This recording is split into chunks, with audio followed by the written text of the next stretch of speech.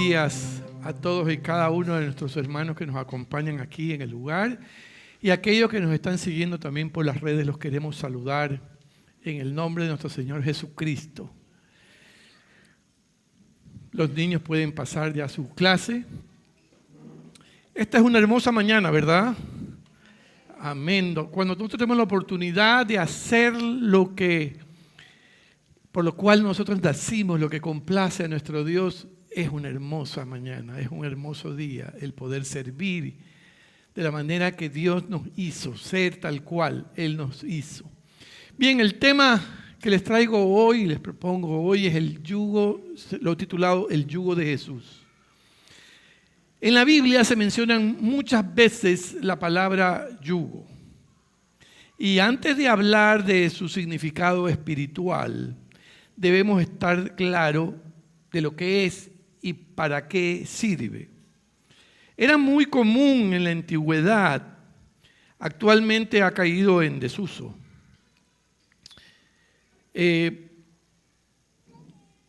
Ahí pueden ver un yugo de madera. El yugo mencionado en la Biblia era una barra que unía a dos animales generalmente de la misma clase. La construcción del yugo variaba de acuerdo al material que se usara.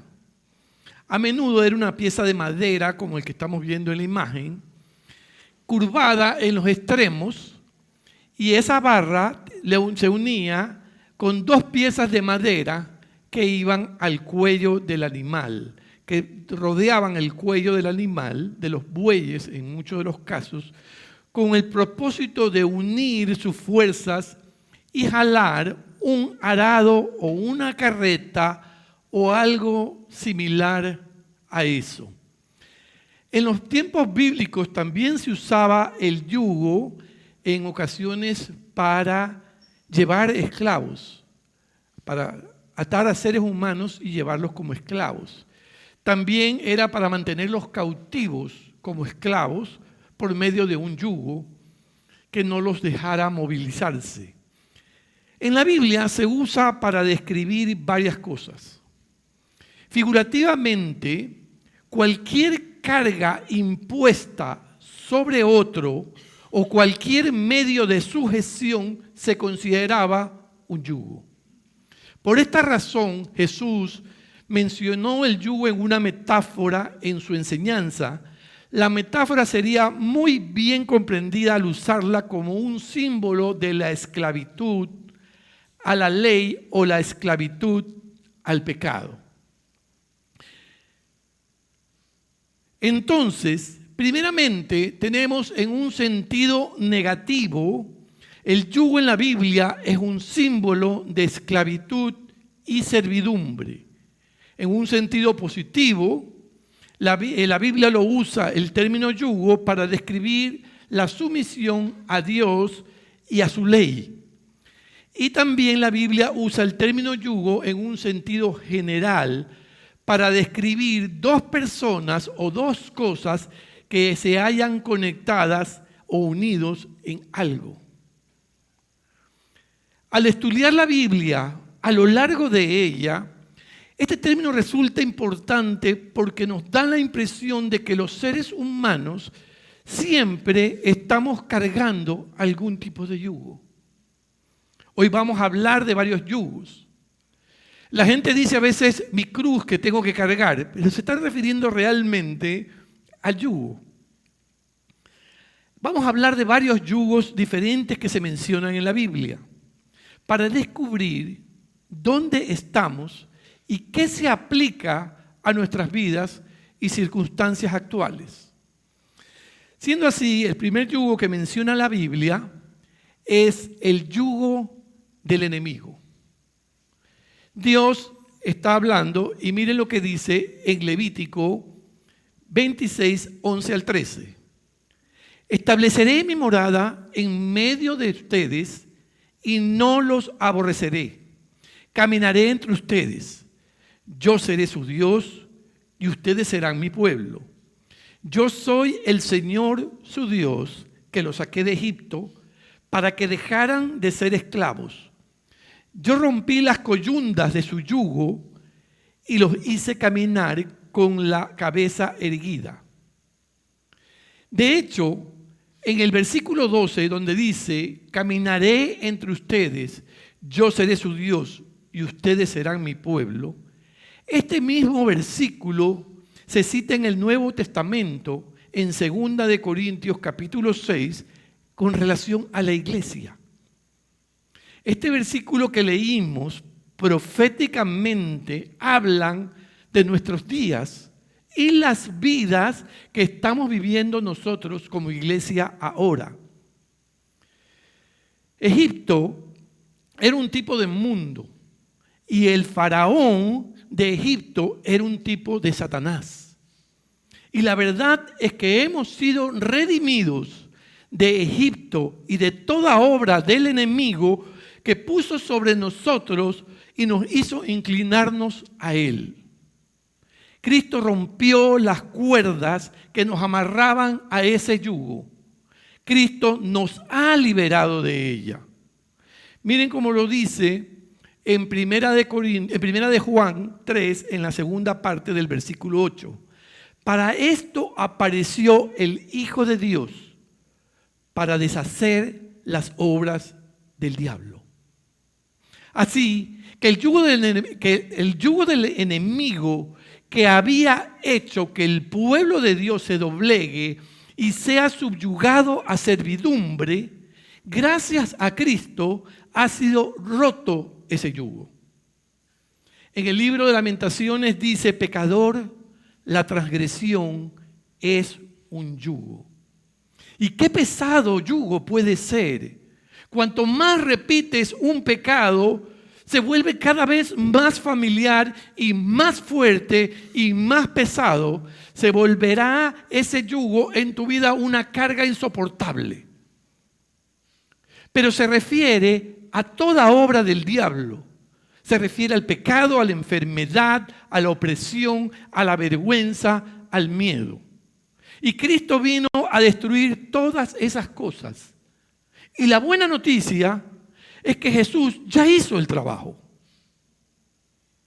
Romanos 6:14 dice que el pecado no tendrá dominio sobre ustedes, refiriéndose a la iglesia. Nunca más tendré que ser esclavo del pecado. Jamás tendré que volver a ponerme ese yugo de esclavitud del enemigo en mi cuello. Ya no tienes que pecar. Sin embargo, si lo haces, debemos agradecer a Dios por 1 de Juan 2:1 que dice, pero si alguno peca, tenemos un abogado que defiende nuestro caso ante el Padre. Es Jesucristo, el que es verdaderamente justo. Y por eso antes dice en 1 de Juan 1:9, pero si confesamos nuestros pecados a Dios, Él es fiel y justo para perdonarnos nuestros pecados y limpiarnos de toda maldad.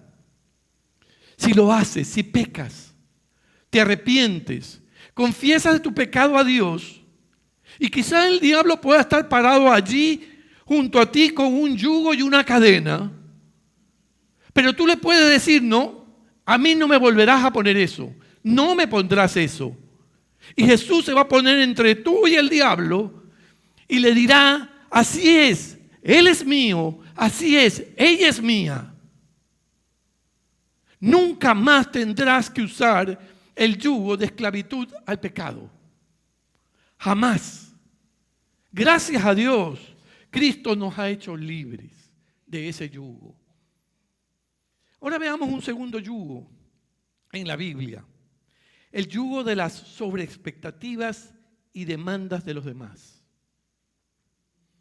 Hay personas en nuestro entorno que a lo largo de nuestra vida, ya sea de manera voluntaria o de forma involuntaria, colocan sobre nosotros yugos que no podemos llevar y nos hacen muy difícil la vida. Volvamos en el tiempo a la época del rey Salomón, el hijo del rey David. Cuando su vida había terminado, él muere y su hijo Roboam se convierte en el nuevo rey de Israel.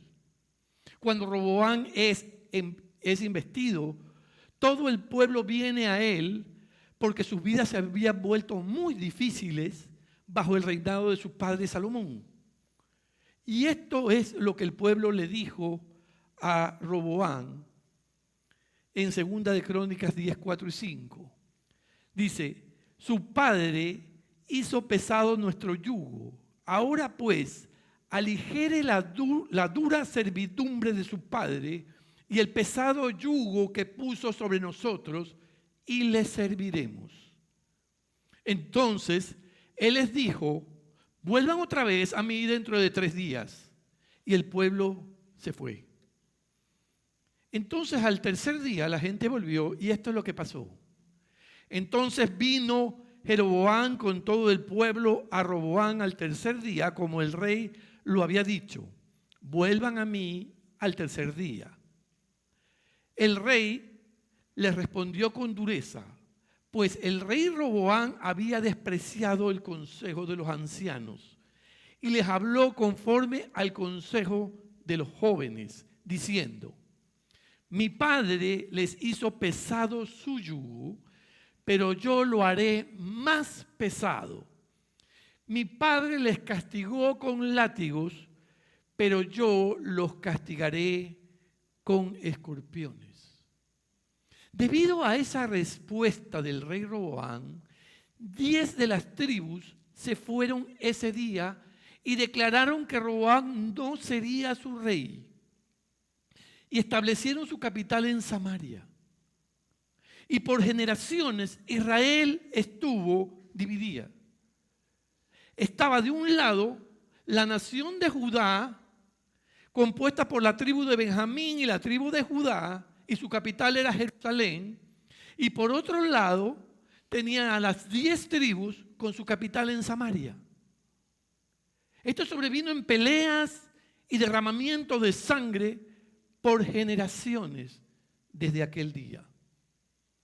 Al final de su gobierno, Salomón se había perdido.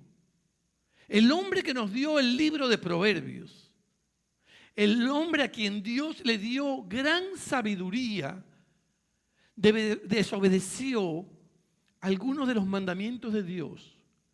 Multiplicó sus esposas, sobre todo esposas de los pueblos paganos.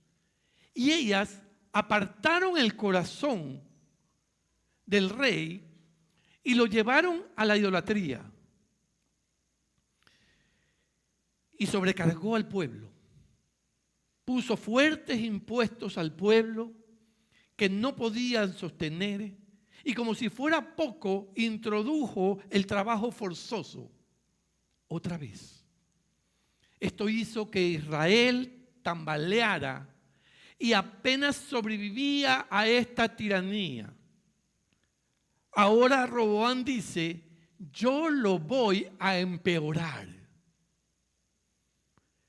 Esto hizo que el pueblo se rebelara. La historia nos enseña algo que nosotros debemos entender, que si el cambio no viene de arriba voluntariamente, al final vendrá de abajo con una revolución.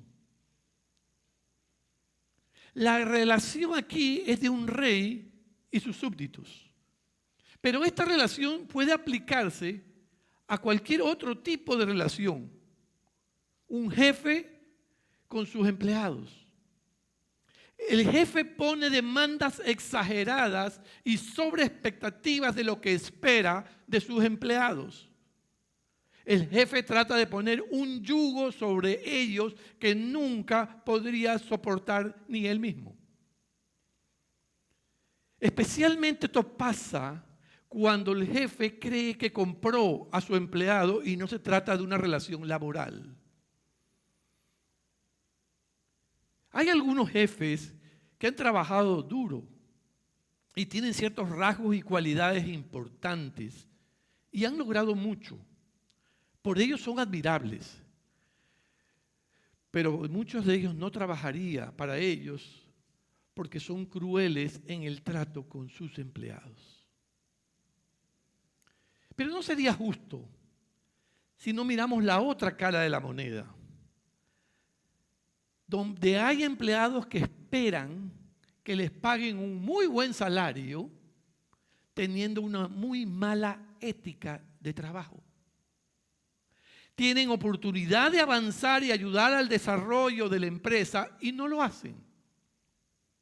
Sienten que solo el hecho de llegar al lugar de trabajo ya los hace merecedores de un buen salario, tal como recibe quien ha trabajado duro y se ha esforzado. Y no es así. La vida no es así. Esto es aplicable también para los esposos y esposas. Algunos quieren exigir más de lo que quieren dar. Y no se dan cuenta que en una relación matrimonial, cuando uno toma todo y no da nada o da muy poco, hay problemas. Lo mismo puede ocurrir en las relaciones entre los padres y los hijos. Debemos considerar que siempre hay dos lados en las cosas. Vivimos en una sociedad que quiere dar trofeos solo por la participación, bajo la premisa de que los niños se pueden afectar por no recibir el halago, aún cuando no han hecho nada para merecerlo. Hablamos de una generación de cristal. Todo lo puede afectar y se debe lograr su felicidad, aunque ésta sea falsa. Alguien puede pensar que estoy hablando así o estoy diciendo esto porque yo soy de una generación anterior. Y sí, es cierto. Pero pertenezco a una generación donde las personas están dispuestas a pensar por sí mismas. Y que no por lo que hagan o digan los demás. La vida no funciona así. Y siempre va a estar, siempre que tú estés recompensando a tu hijo por no hacer nada, cuando finalmente salga por la puerta, tendrá un duro despertar en la vida. La vida no funciona así. Pero por otro lado, veamos la otra cara de la moneda. Tienes algunos padres que son muy duros con sus hijos. No quieren que sus hijos sean blandos cuando crezcan. Eso se entiende. También se entiende que necesitamos establecer para nuestros hijos y exigirles cosas y enseñarles a hacer tareas y tener una buena actitud. Y para ello tenemos que ejercer cierta presión sobre ellos. Pero algunos de los padres esperan que aun cuando tienen niños en la casa no se escuche ningún ruido. Y solo pueden sacar buenas calificaciones, solo deben sacar calificaciones excelentes. Y quieren hijas violinistas de concierto e hijos que sean no deportistas sino estrellas. Y cuando sean mayores sean doctores o abogados para que los mantengan. Estas son sobre expectativas y demandas poco realistas. Ahora, la pregunta es, ¿cómo saber si estoy siendo duro como empleador? ¿Cómo saber si estoy tratando de poner un yugo sobre mi cónyuge que no debería estar allí? ¿Cómo saber si estoy poniendo un yugo sobre mis hijos?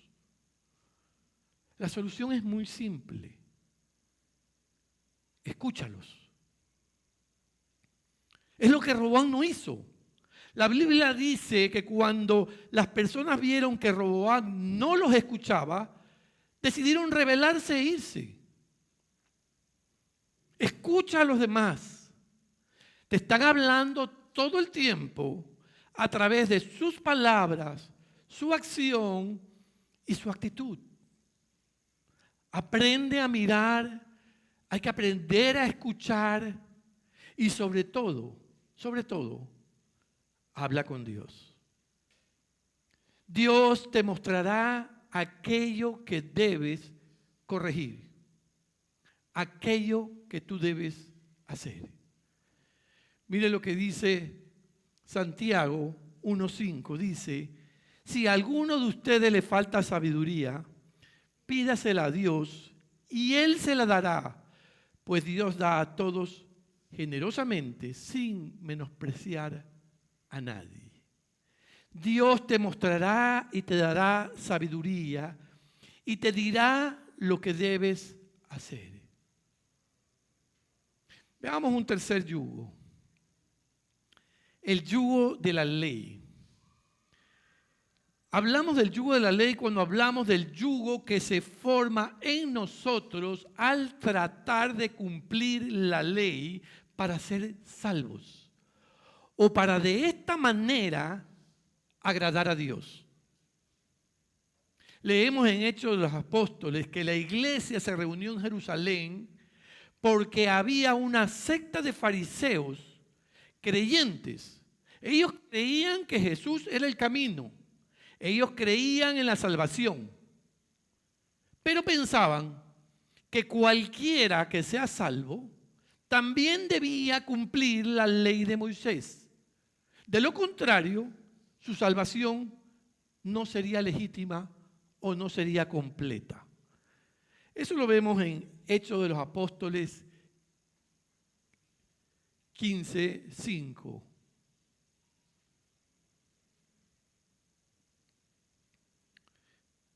Parece que me lo salté en la pantalla.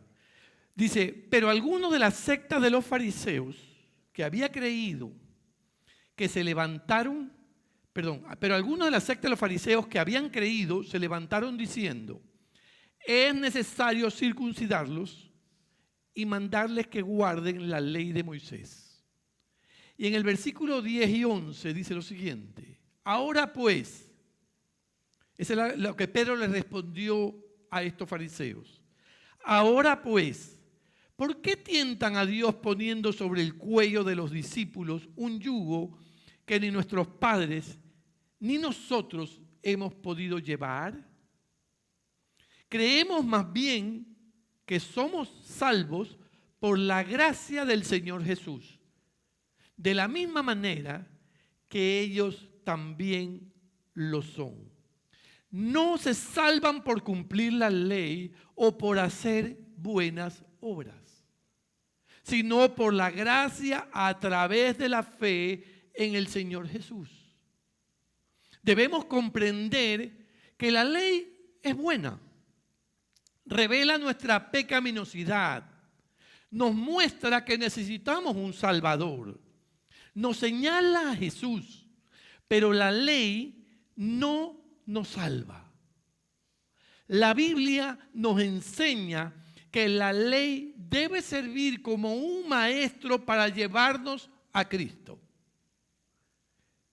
La ley nos señala el camino. Veámoslo en un ejemplo.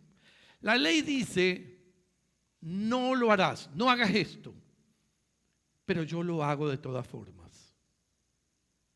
De esa manera me doy cuenta que yo tengo un problema.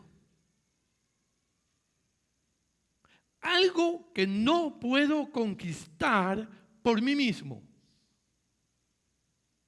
Por más que lo intento, lo hago una vez, digo no lo vuelvo a hacer y lo vuelvo a hacer y digo ya no lo hago más y lo vuelvo a hacer.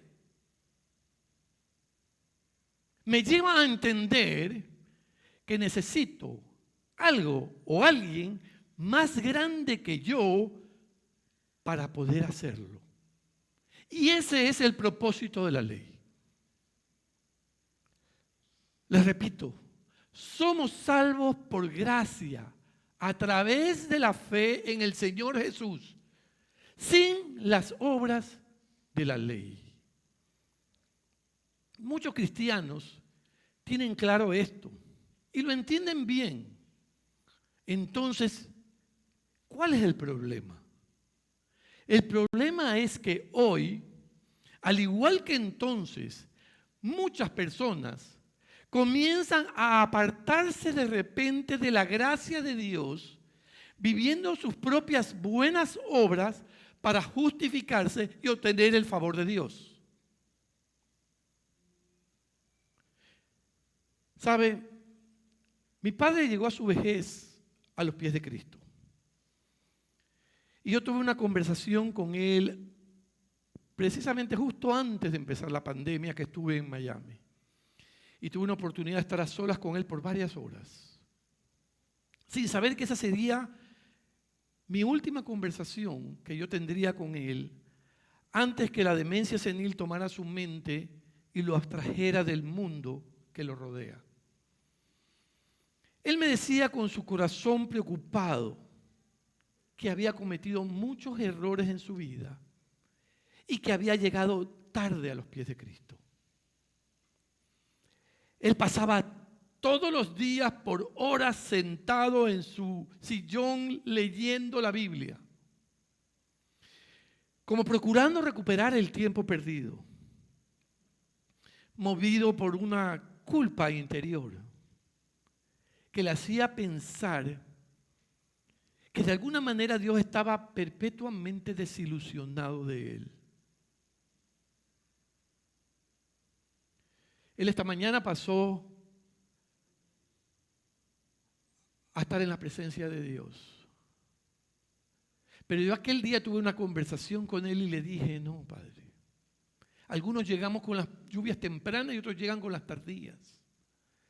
Pero la lluvia es bendición y la bendición de que he conocido a Jesucristo es suficiente.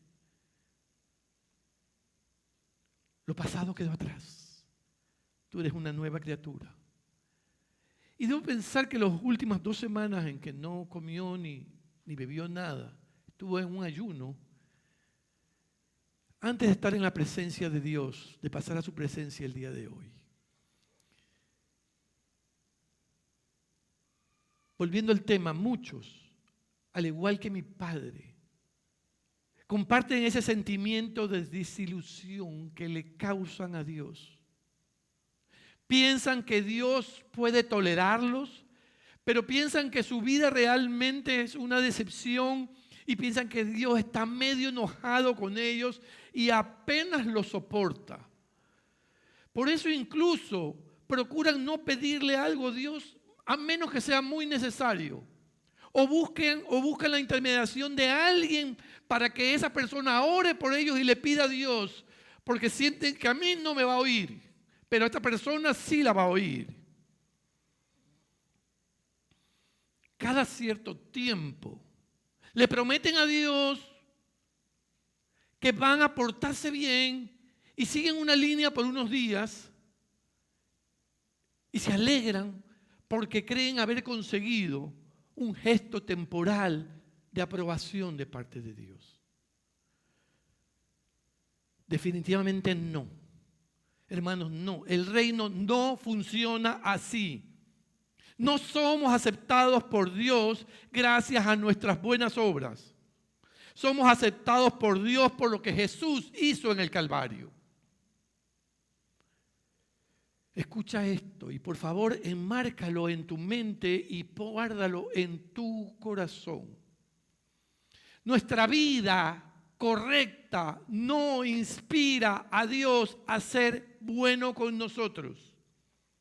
La bondad inmerecida de Dios hacia nosotros nos inspira a vivir una vida correcta. Hay una gran diferencia entre los dos. Pablo escribió en Gálatas 5:1. Pero algunos de la secta de los fariseos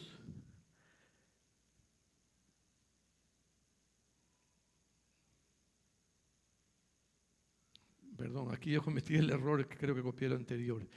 Dice,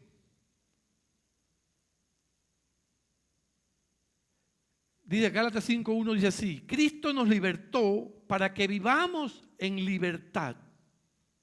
Por lo tanto, manténganse firmes. Cristo nos libertó para que vivamos en libertad. Por lo tanto, manténganse firmes y no se sometan nuevamente al yugo de esclavitud. ¿De qué yugo está hablando? Lo dice 3 versículos adelante. Aquellos de entre ustedes que tratan de ser justificados por la ley, ese era el yugo, han roto con Cristo, han caído de la gracia. Queridos hermanos, por difícil que te sea creer, Dios no te ama por tus buenas obras. Él te ama basado en quién es Él, no en lo que tú haces. Eres su hijo, eres su hija, y Él te ama. De hecho, Él te amó y te valoró antes de que hicieras algo bueno o malo. Creemos en las buenas obras, pero no creemos que son el fruto, que son el fruto de la salvación. No creemos que es la causa de la salvación. Creemos que es el resultado de la salvación. Es resultado de recibir la vida de Dios, de abrazar la bondad de Dios que lo llena todo en todos, lo que nos hace compartir de lo que tenemos y se traduce en buenas obras. Me hace querer hacer lo correcto. Me hace querer vivir bien. Me hace querer cambiar de adentro hacia afuera. Pero no hagas estas obras externas para convencer a Dios de que te cambie interiormente. Eso es al revés. Es exactamente al revés de lo que enseña el Evangelio. Veamos un cuarto yugo. El yugo de las relaciones semejantes. Este yugo se puede aplicar tanto de manera positiva como de manera negativa. De manera negativa podemos llamarlo el yugo de las relaciones disímiles o diferentes. Había un mandato en el Antiguo Testamento que sirve como una lección objetiva de esto. Deuteronomio 22:10 dice: no ares con un buey y un burro unidos al mismo yugo. Son animales diferentes. No pongan un buey y un asno juntos porque tienen temperamentos diferentes, tienen pasos diferentes, tienen diferente fuerza. Van a estar en constante roce el uno con el otro. Uno va a tirar hacia un lado, el otro va a tirar hacia el otro lado. Uno va a ir más rápido, el otro va a ir más despacio. Habrá problemas. Y podría resultar peligroso por el conflicto entre estos dos animales. Ahora en el Nuevo Testamento lo dice de esta manera. Segunda de Corintios 6, 14 al 16. No os unáis en yugo desigual con los no creyentes. Porque, ¿qué compañerismo tiene la rectitud con el desorden? ¿Qué comunión tiene la luz con las tinieblas? ¿Qué armonía hay entre Cristo y Belial? ¿Qué parte tiene el creyente con el no creyente? ¿Qué acuerdo puede haber entre un templo de Dios y los ídolos? Porque nosotros somos templo del Dios viviente, como Dios dijo: Habitaré y andaré entre ellos. Yo seré su Dios y ellos serán mi pueblo. Otra versión traduce de la siguiente manera: deja de formar relaciones íntimas con los incrédulos. Eso no significa que no te integres al mundo perdido y moribundo. Es necesario hacerlo. Tenemos que compartir el evangelio con las personas. Necesitamos hacer amigos para poder mostrarles el amor de Cristo. Debemos predicar el evangelio a las personas, así que no te está diciendo que te aísles del mundo, pero dice sí que dejes de formar relaciones íntimas con los incrédulos. Generalmente miramos estos versículos y hablamos de esto en el contexto del matrimonio. Aunque puedes aplicarlo a otras relaciones también, pero vamos a mantenerlo allí, en la relación del matrimonio. Un matrimonio, en un sentido negativo, si tienes a un creyente que se casa con un incrédulo, siempre se enfrentarán el uno al otro. Habrá roces constantes, porque habrá diferentes valores, diferentes prioridades. Y el efecto es que siempre vas a cansarte de luchar contra eso. Siempre chocando contra el otro. Puede ser una pelea el venir a la iglesia. Puede ser una pelea el diezmar de tus ingresos. El darle a Dios de la primera parte que recibes. Puede ser una pelea el tener un estudio bíblico en tu casa. O puede ser una pelea que participes en un grupo de estudio bíblico. O el solo hecho de tener amigos cristianos puede generarte problemas. Por otra parte, esto también puede afectar tu carácter y tu moral. Una relación íntima, constante, puede afectar tus puntos de vista y tus actitudes y cómo tú ves las cosas. Incluso podría tentarte a comprometer tu moralidad y tu integridad solo por mantener la paz en el hogar. Recuerdo una ocasión, hace muchos años, yo era estudiante de colegio. La empleada de la casa tomó mi camiseta de fútbol, que era roja, y la puso en la lavadora junto con unos jeans que a mí me encantaban. Un tío los trajo de Inglaterra y me los regaló. Eran mis jeans preferidos. Y los puso dentro de la lavadora. Y ahí estaban en la lavadora dando vueltas, teniendo un compañerismo cercano. Y cuando salieron, mis jeans azules eran jeans rosas. Ay, sí, fue bastante doloroso eso. Mi camiseta de fútbol roja, en ese compañerismo cercano que tuvo con los jeans, hizo que su tinte pasara a mis jeans azules. Eso es lo que sucede en las relaciones íntimas cercanas. Las actitudes, los valores, las perspectivas de uno se desangran en el otro casi inconscientemente. Esto suele pasar. Por eso yo no lo recomiendo. Y Dios te ordena como creyente que no te unas en yugo desigual con un incrédulo en una relación íntima. En cambio, en el lado positivo, hay grandes beneficios de estar unidos en yugo igualitario. El trabajo es más fácil.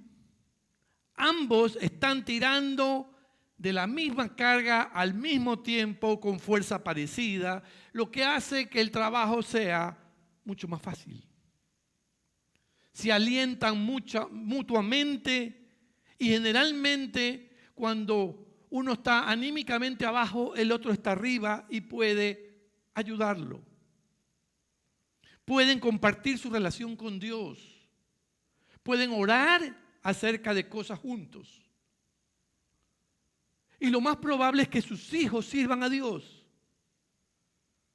No van a tener que escuchar lo que yo le decía a mi madre en la adolescencia. ¿Por qué tengo que ir a la iglesia si papá no va a la iglesia?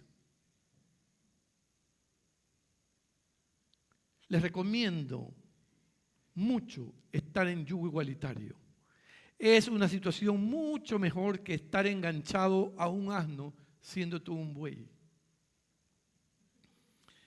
He visto muchas personas desobedecer este mandato a lo largo de los años. Y he visto pagar un alto precio por ello. Y he escuchado también decir, pero él es muy agradable y no le importa mi cristianismo. Y él es un caballero, o ella es una dama. Y se comporta mucho mejor que muchos cristianos que he conocido. Pero escúchame bien. Si te casas con él, dice los versículos que leímos que tendrás al diablo por suegro. Y eso es algo que también enseñó Jesús cuando le dijo a los incrédulos, ustedes son hijos de su padre el diablo. Solo hay 2 familias en el mundo. No hay más que eso. No hay más que eso. Ahora, si ya estás casado con un incrédulo, ya tomaste la decisión, te casaste, bueno, quédate casado. O tal vez, como pasó con mis padres, ambos eran incrédulos cuando se casaron y luego mi madre llegó a Cristo, está bien, quédate en el matrimonio. Muestra el amor de Cristo a tu cónyuge para que el Espíritu Santo le abra los ojos del entendimiento y sea salvo. Deja que la luz gloriosa del Evangelio brille a través de tu actitud y de tu amor incondicional. Por favor, sobre todas las cosas, no los sermonees constantemente. Eso es lo peor que puedes hacer. No lo regañes, no le prediques, vívelo ante ellos. Permítele ver en la realidad de una vida cambiada a través de tu estilo de vida. Tus actitudes, tus emociones, todas tus acciones que reflejen a Cristo. Y con la ayuda de Dios, sus ojos serán abiertos. Y ellos también serán llevados al reino de Dios. Y llegamos al último yugo del que quiero hablarles. El yugo de Jesús. De este yugo tomé el título del mensaje. Dice en Mateo 11, 28 al 30. Vengan a mí todos los que están cansados y cargados, y yo los haré descansar. Tomen mi yugo sobre ustedes y aprendan de mí, que yo soy manso y humilde de corazón, y hallarán descanso para sus almas, porque mi yugo es fácil y mi carga ligera. Jesús dice, vengan a mí todos los que están cansados y cargados, y yo los haré descansar. El mundo entero está cansado y está trabajando para hallar descanso. La gente que bebe licor, la gente que usa drogas, lo hacen para intentar encontrar un descanso interior. Están tratando de llenar un vacío que tienen por dentro. Están buscando un descanso interior. Algunas personas acumulan más dinero y más cosas y tratan de conseguir más con la esperanza de que al hacerlo tal vez entonces logre tener paz interior. Pero nunca será suficiente. La gente cambia de pareja sexual todo el tiempo. Están con este y con aquel, luego están con esta y con aquella, con la esperanza de que esta persona logre satisfacer un vacío interior. Pero no lo logran. Porque solo Jesús puede darte ese descanso. Él dijo: ven a mí, estás cansado, estás muy cargado, yo te haré descansar. Pero somos tardos para oír. Él dijo: tomen mi yugo sobre ustedes y aprendan de mí, que yo soy manso y humilde de corazón, y hallarán descanso para sus almas. El yugo de Jesús es un yugo de mansedumbre y humildad. Y cuando tomamos ese yugo sobre nosotros, cuando somos mansos y humildes, dejamos de preocuparnos por lo que la gente piensa o dice. No importa si somos aplaudidos o somos reconocidos. No importa si la gente pasa por alto nuestra importancia. Estamos contentos con hacer la voluntad de Dios y permanecer ocultos y desapercibidos si Él así lo desea. Salimos de debajo del orgullo y la pretensión, porque esa es una carga que lentamente mata a la mayor parte del mundo. Es algo maravilloso deshacerse de ese yugo y tomar el yugo de la humildad de Jesús. Somos absorbidos sirviendo a Jesús en lugar de consumirnos tratando de impresionar a la gente o preocuparnos por lo que las personas piensan o dicen de nosotros. Podemos comenzar a vivir para agradar a Dios y no a los hombres. Y eso dará lugar a que la confusión y la angustia que llena nuestra alma se va y se reemplaza por la paz de Dios. Este sentimiento de plenitud, de llenura, produce contentamiento y trae descanso a nuestra alma. Cuando tomamos el yugo de Cristo, cuando somos mansos y humildes, tu reputación o tu estatus a los ojos de los otros deja de importarte y no tienes idea lo maravilloso que eso es. Porque te quita el yugo de las expectativas de los demás que pesa tanto sobre tu vida. Cuando vienes a Jesús, ¿cómo sabes lo que Él quiere que hagas?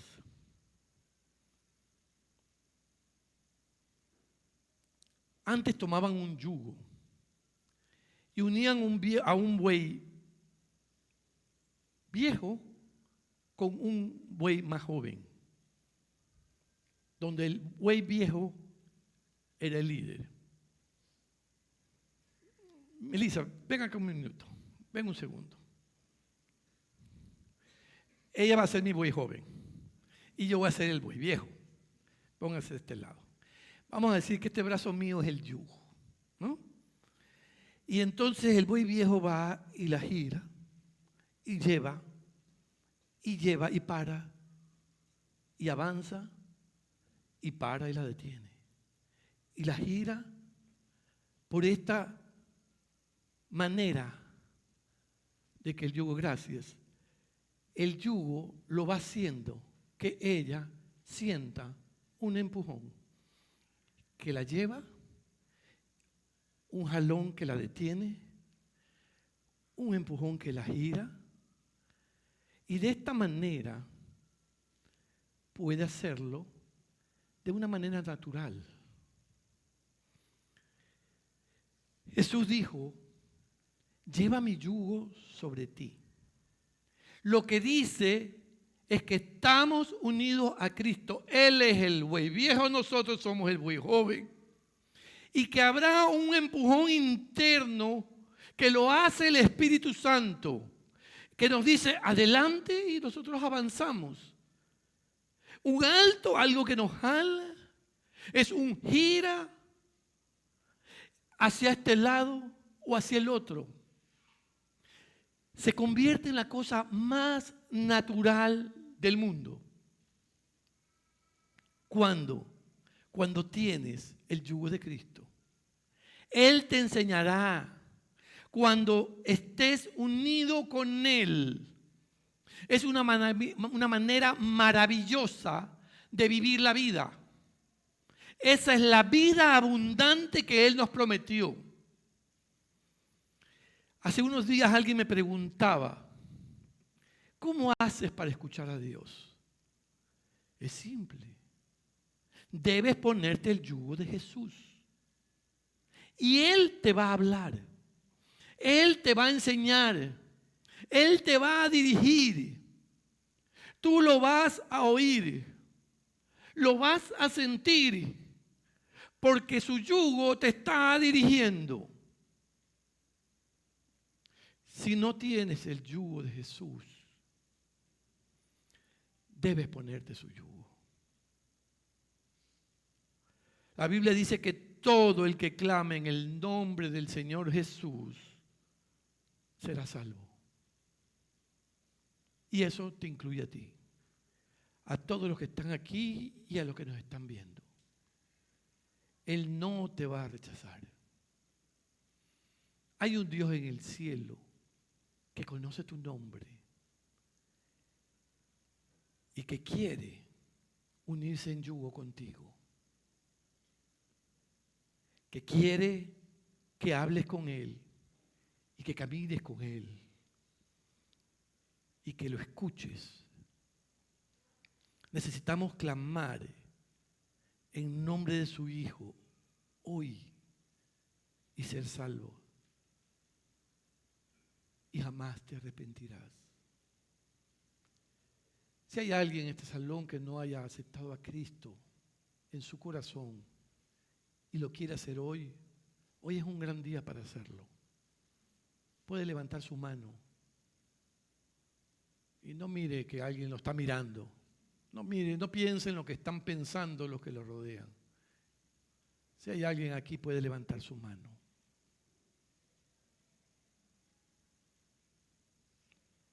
Si no, les voy a pedir que se pongan de pie, vamos a orar juntos.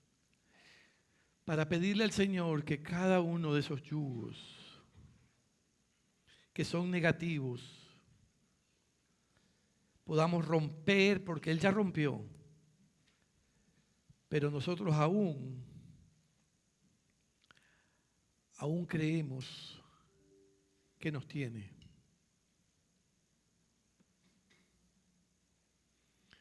Señor Jesús, gracias te damos porque tú viniste a romper toda obra del enemigo. Y el enemigo había colocado sobre las vidas nuestras yugos. Yugos que cada uno se nos hacía tan difícil lidiar con ellos, que no podíamos, Señor. No había manera. No había manera de que nosotros podamos avanzar con ese yugo. Estábamos dependientes. Oh Dios, te pedimos, te damos gracias porque tú viniste para romper con eso. Te pedimos que nos hagas conscientes de que ya ese yugo del pecado no puede más con nosotros, que nosotros te pertenecemos a ti y que en tus manos estamos, Señor, y que en ti descansamos, oh Dios.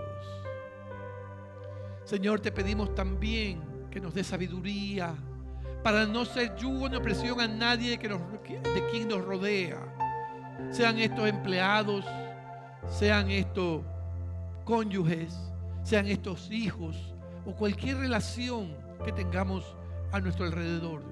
Que nosotros no seamos yugos para ellos, Señor, aumentándole las dificultades de sus vidas a través de nuestras actitudes o nuestras acciones. Señor, te pedimos también, renunciamos a cualquier otro yugo que no sea el yugo de Jesús. Queremos tu yugo, queremos ser humildes y mansos. Abre nuestros oídos para escuchar tu voz. Señor, que permanezcamos en ti cada día. Que no usemos la libertad para correr y salir por nuestra cuenta, Señor, sino para ir sometidos por voluntad propia en tu yugo, caminando junto a ti, Señor, haciendo y obedeciendo tu voluntad, avanzando en lo que tú quieres que avancemos, parando cuando tengamos que parar y haciendo todo lo que tú digas que hagamos, Señor. Que todo aquello que está en nuestra vida te consultemos, porque nuestra vida es tuya. Te la hemos entregado a ti, oh Dios. Y porque tu yugo es fácil y tu carga es ligera. Señor, cuando lo hacemos nos damos cuenta de que eso es cierto. Y podemos entrar en la plenitud de tu descanso, Señor, porque todo el peso lo llevas tú. Y nos damos cuenta, Señor, que nosotros vamos allí, pero es tu fuerza la que lo hace todo. Es tu poder el que nos lleva adelante. Y Señor, no hay nada que a ti te detenga, porque tú eres soberano. Eres todopoderoso. Señor, gracias por romper cada yugo. Haz fuego con el yugo, Señor, negativo que haya en nuestra vida, y que se levante como olor fragante a ti, oh Señor. Que sea tu Espíritu tomando el control de nuestra vida y nuestro corazón, hoy y siempre. Bendícenos, Señor. Sea tu nombre glorificado a través de nuestras vidas. Gracias, Señor. Amén.